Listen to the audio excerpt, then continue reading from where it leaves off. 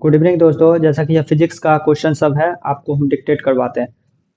तो what is the density of water at 4 degree Celsius. तो density बराबर मास per unit volume होता है। तो 1 ग्राम पर सेंटीमीटर क्यूब हमारा आ जाएगा सीजीएस यूनिट में, डेंसिटी ऑफ वाटर हमारा आ जाएगा।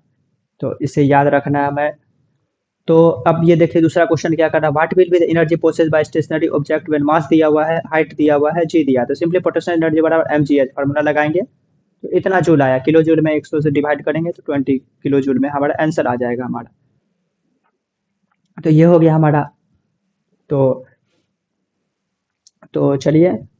तो pitch of the sound is determined by the pitch. किससे डिटरमाइंड होता है? तो पिच है हमें हमेशा हमें जो डिपेंड करता है फ्रीक्वेंसी पे। एम्पलीट्यूड नहीं होगा और लाउडनेस होगा नहीं, स्पीड तो होगा नहीं। तो एम्पलीट्यूड जो है वो डिपेंड करता है लाउडनेस पे। तो पिच ऑफ द साउंड, तो पिच क्या होगा? तो पिच जो स्वीट एंड मेलोडियस साउंड के लिए क्या होता है? हाई रहता है पिच। और रफ और हैवी साउंड के लिए, जैसा कि हैवी साउंड जैसे मेल के लिए होता है, तो वो लो हो जाता है पिच के लिए। अब देखिए क्वेश्चन नंबर 4 क्या कर रहा है। 2.5 KG of iron ball had a same diameter दिया हुआ है पर एक पॉइंट बॉल में। तो उसके बाद सेम डायमीटर डायमीटर सेम दिया, अलग मास दिया 1.25 KG aluminium ball. The ball are drop at the same time from a clip just before they reach the ground. They have same. तो मोमेंटम बराबर M भी, तो मास अलग अलग है, तो ये भी काइनेटिक एनर्जी 1/mv है स्क्वायर, तो ये भी मास अलग अलग है। पोटेंशियल एनर्जी बराबर अलग मास है तो अलग अलग होगा। एक्सेलरेशन नहीं है तो एक्सेलरेशन हमारा बस आंसर हो जाएगा हमारा जो बचा है, तो एक्सेलरेशन हो जाएगा। चलिए अब नेक्स्ट पेज पे चलते हैं। तो क्वेश्चन नंबर 5 देखिए। Which is the electrical neutral at weakly micro. तो न्यूट्रिनो हमारा आंसर हो जाएगा। बाकी तो ये positive charge negative charge, proton भी एक तरह पॉजिटिव चार्ज होता है, पॉजिट्रॉन जो है माइनस में होता है। तो न्यूट्रिनो हमारा आंसर हो जाएगा। रेन ड्रॉप का spherical shape due to surface tension, हम जान रहे हैं स्पेरिकल शेप कोई भी मिनिमाइज सरफेस एरिया करता है, इसीलिए सरफेस टेंशन के बराबर।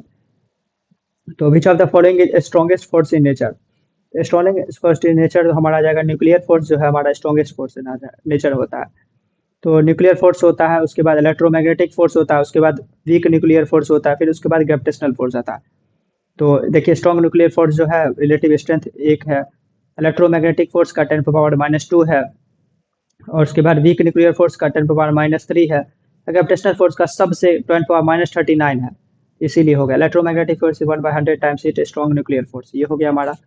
अब चलिए नेक्स्ट को स्लाइड पे चलते हैं। तो क्वेश्चन क्या कर रहा है।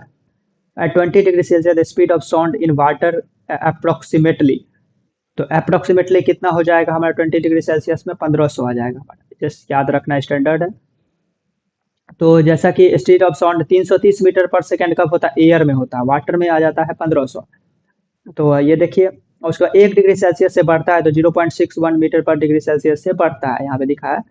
तो 1 मीटर 1 सेल्सियस से बढ़ेगा तो इतना 0.61 मीटर पर सेकंड से हमारा हो जाता है हमारा। तो 344 मीटर पर सेकंड से हमारा आ जाएगा। तो 25 डिग्री सेल्सियस बराबर 347 मीटर पर स्पीड ऑफ साउंड बराबर सॉलिड में ज़्यादा होता है देन लिक्विड, फिर गैस में। फिर सॉलिड में भी कौन सा? एलॉय में ज़्यादा होता है, मेटल में, फिर उसके बाद वुड में। The sun is seen is little before it rise short time then it is because, क्यों होगा? टोटल इंटरनल रिफ्लेक्शन का atmospheric reflection approximate shift in the direction at dispersion. तो हमारा यहाँ पे एटमॉस्फेरिक रिफ्लेक्शन की वजह से टोटल इंटरनल रिफ्लेक्शन नहीं होगा, कंफ्यूजन रहता है, तो एटमॉस्फेरिक रिफ्लेक्शन हो जाएगा। तो चलिए तो नेक्स्ट पेज पे चलते हैं। बहुत सारा पेज है तो आपके लिए लाए हैं। The persistence of the vision for the human आई। तो परसिस्टेंस हो जाएगा 1/16 टाइम ऑफ सेकेंड हो जाएगा। 1/10 ऑफ ए सेकेंड जो होता है परसिस्टेंस, ये तो हमारा किसके लिए होता है? तो यह एक हियरिंग के लिए होता है, ये सुनने के लिए जो परसिस्टेंस होता है कि 1/16 सेकेंड पे यदि हम करते हैं तो कोई भी चीज़ को दोबारा सिनेमेटोग्राफी में तो पता नहीं चल पाता है, हमारा लगता है दौड़ रहा है। तो 1/16 हो जाएगा और हियरिंग में हो जाएगा हमारा 1/10, आपको याद रखना है। तो which of the following temperature have the Celsius Fahrenheit have the same value. -40 degree Celsius पे सेम वैल्यू होता है, ये आपको ये स्टैंडर्ड है, याद रखना। फिर ये भी एक फार्मूला है हमारा, जानते हैं C/5 इक्वल टू F-32/9 हो जाएगा। F/32/9 यहाँ पे K-23 7/5 8/4, ये आपको स्टैंडर्ड है, याद रखना है। तो रिपीट कीजिए C/5 F-32/9, उसके बाद K-27 3/5। तो ये आपको याद रखना है C/5 F-32/9। 40 डिग्री दिया इक्वल किया तो हमारा सेम आ रहा है, तो इसलिए 40 डिग्री सेल्सियस हो जाएगा। एब्सोल्यूट जीरो जो है -273 डिग्री सेल्सियस 0.0 यह है, वह एब्सोल्यूट जीरो होता है कि 0 केल्विन कहते हैं। तो हो गया। तो उसके बाद चलिए नेक्स्ट स्लाइड पे क्या करा, नेक्स्ट स्लाइड पे तो what type of I glass should be A near site person wear. तो नियर साइट के लिए जो होता है कौन सा होता है, नियर साइट में आ जाता है हमारा क्या, मायोपिया। तो मायोपिया में जो होता है हमारा क्या होता है, नियर साइट दिखता है और दूर का साइट नहीं दिखता है। तो दूर साइट के लिए हमें क्या करना पड़ेगा, तो एक डाइवर्जिंग लेंस हमारा जो है, डाइवर्जिंग लेंस मतलब क्या होगा, कनकेव लेंस।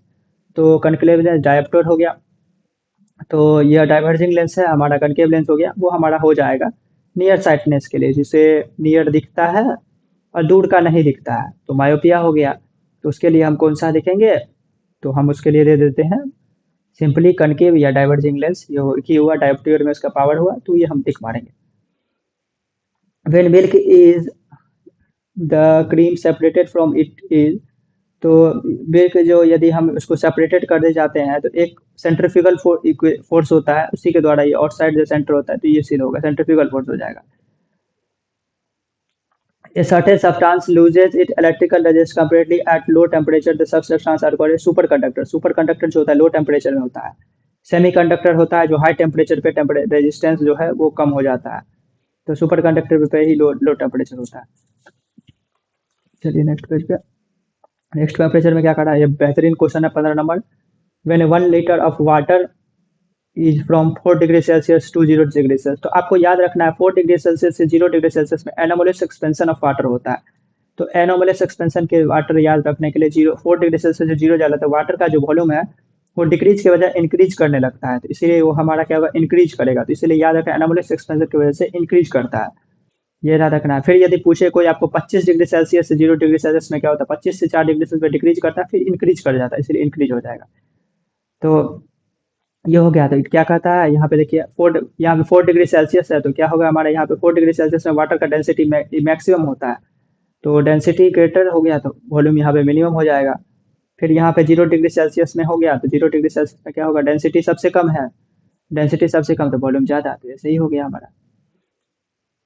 तो ये चलिए दूसरा क्वेश्चन 16 नंबर में क्या करा है, यह क्वेश्चन में दिया हुआ है मास दिया हुआ है, रेस्ट पे पहला किया गया, फिर उसके बाद क्या गया, एक स्पीड किया गया, वॉल्यूमेट्रिक स्पीड किया गया 7 मीटर पर सेकेंड, वर्क डन।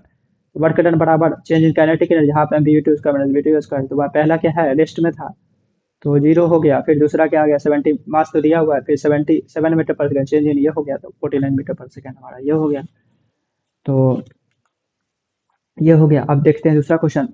तो दूसरा क्वेश्चन क्या कहना चाह रहा है, which of the following used in night vision of A apparatus। तो कह रहा है कि नाइट विजन जो होता है, तो वेव्स जो होता है नाइट विजन में हमारा कौन सा यूज होता है। तो नाइट विजन में आप देखते होंगे कि नाइट विजन में इंफ्रारेड वेव्स जो होता है, लाइट कट जाता है तब भी यूज होता है इस रेज का। तो किसके लिए कौन सा लाइट है, तो इंफ्रारेड भी यूज होता है, जब लाइट भी कट जाए तो यूज होने के लिए। तो नाइट विजन के कारण में लाइट रातों में भी यूज हो जाता है, इंफ्रारेड वेव्स याद रखना है हमारे, इंफ्रारेड होगा। द स्काई अपीयर्ड ब्लू, क्यों किसके लिए, तो स्कैटरिंग, तो सर रिलीज स्कैटरिंग याद रखें, स्टैंडर्ड है। तो total reflection cannot take place from right from, तो टोटल रिफ्लेक्शन जो होता है वो कब होता है, कि आपको याद रखना है कि रियर से डेंसर जो होता है तब नहीं होता है। टोटल इन्फेक्शन जो होता है वो डेंसर से रियर होता है, तो फिर डेंसर कैसे कहते हैं, रियर किसे कहते हैं, तो डेंसर उसके लिए कहते हैं जिसमें मास ज़्यादा हो, मास बहुत ज़्यादा हो और डेंसिटी भी ज़्यादा हो, तो उससे हम कह देते हैं कि हमारा डेंसर मीडियम है। रियर में क्या होता है कि मास कम हो जाए तो हम हो जाता है, तो हम रेयर मीडियम कहते हैं। तो हमें क्या करना है, पूछना है total refraction can not take place in, तो रेयर से डेंसर जाता है तो टोटल इंटरनल रिफ्लेक्शन नहीं होता है, ये आपको कंसेप्ट याद रखना है, रेयर से डेंसर में जाता है तो नहीं होता है, तो नहीं होता है टोटल रिफ्लेक्शन। तो यहाँ पे देखते हैं सबसे पहले ग्लास टू वाटर, तो यहाँ पे ग्लास जो है हैवी है तो डेंसर से रेयर गया तो हो गया। फिर यहाँ से water to air, denser to rare, फिर ग्लास टू एयर, फिर हो गया डेंसर से एयर, यहाँ पे समझ रहे हैं, फिर डेंसर टू रेयर हो गया, फिर डेंसर टू एयर होगा, डेंसर टू रेयर, तो ये हो रहा है। तो कम ज़्यादा मास से यहाँ पे कम है या मास हो गया, तो इसीलिए हो गया हमारा, तो इसलिए होगा डेंसर से रेयर, डेंसर से रेयर, डेंसर से रेयर। फिर यहाँ से देखिए तो यहाँ पे वाटर हो गया, वाटर टू ग्लास हो गया, तो कम यहाँ से ज़्यादा हो गया, तो रेयर से डेंसर आ गया, तो रेयर से डेंसर में टोटल रिफ्लेक्शन नहीं फॉलो होता है, तो ये हमारा पहला ऑप्शन हो गया, रेयर से डेंसर में नहीं होगा, तो इसलिए पहला ऑप्शन ही हमारा सही हो गया। चलिए दूसरा क्वेश्चन चलते हैं। तो water water tank appear shallower than it is view from the top. तो कम ही गड्ढा दिखा जाता है ज़्यादा ऊपर से, क्यों क्यों नहीं दिखा जाता? टोटल इंटरनल रिफ्लेक्शन से वजह ज़्यादा गाढ़ा ही नहीं दिखा, इसी की वजह से बहुत सारा हादसा भी हो जाता है। तो रिफ्लेक्शन हो जाएगा, टोटल रिफ्लेक्शन नहीं होगा। तो यहाँ पे देखिए, reflection from smooth surface from the mirror is the reflection regular होता है स्मूथ सरफेस पे, तो रेगुलर में टिक मारेंगे हम। The bending of light when it is passes around the corner of a street is due to, जब ये corner का बात आ जाए तो डिफ्रैक्शन होता है, तो डिफ्रैक्शन में हम टिक मारेंगे।